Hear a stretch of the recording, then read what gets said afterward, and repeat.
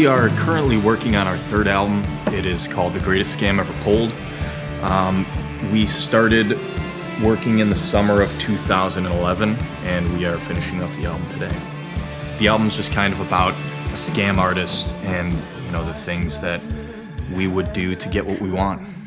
We wanted to do something radically different. We've got a much different lineup than even we had on our last album, and I think we've grown a lot in terms of the ways in which we experiment and the ways that we write and arrange songs as a group.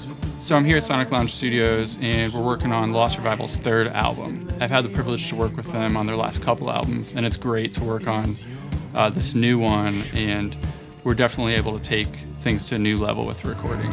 Coming into this album, we decided to do things to tape to start off with, which was fun, and we didn't use a click track a lot. It made for a much more live performance and captured a lot more of the energy of the band. So that gives us kind of the old school warmth and vibe that you get from an analog tape session, but then you get the flexibility of working in a digital environment for mixing and that kind of thing. You know, it also harkens back to a lot of bands that I'm a huge fan of, like the Beatles, and you know, the album Revolver was a huge influence on this album. And it just gives a different attitude with the recording process. People have to practice more, you have to prepare more, and then it just gives a nice creative vibe to the ending product because of that. I mean, the last couple albums we kind of were all in the studio together, kind of live, and now we're trying to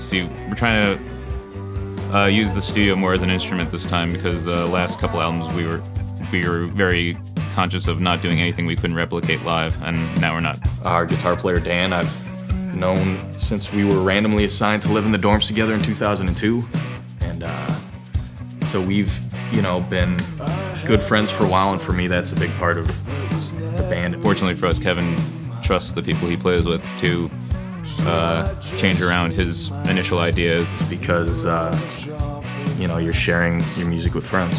That's what it's all about to me.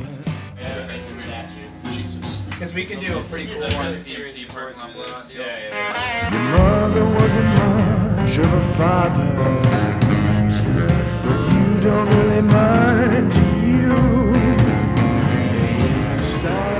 A lot of times the sounds that I want out of the songs, I technically don't know how to record and get it correctly, but Jay has a good idea of what I'm looking for in a way that I can't technically pull off.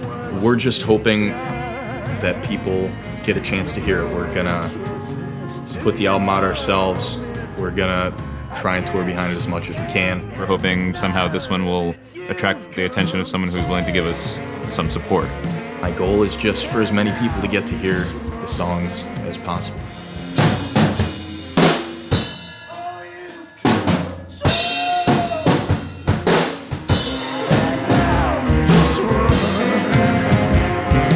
This new record is definitely going to be a start-to-finish kind of record. It's very cohesive from top to bottom. It's actually going to be the title track for the album. The song was originally entitled The Greatest Scam Ever Pulled, and we decided that that kind of encapsulated what we wanted for the album as a title. So the song is now called Title Track, and the album itself is called The Greatest Scam Ever Pulled. And this song is, in my mind, kind of a triumphant conclusion to the album, and conceptually ties everything together and kind of leads us off in a different direction than maybe where we thought we were going to go. And it's about puppies.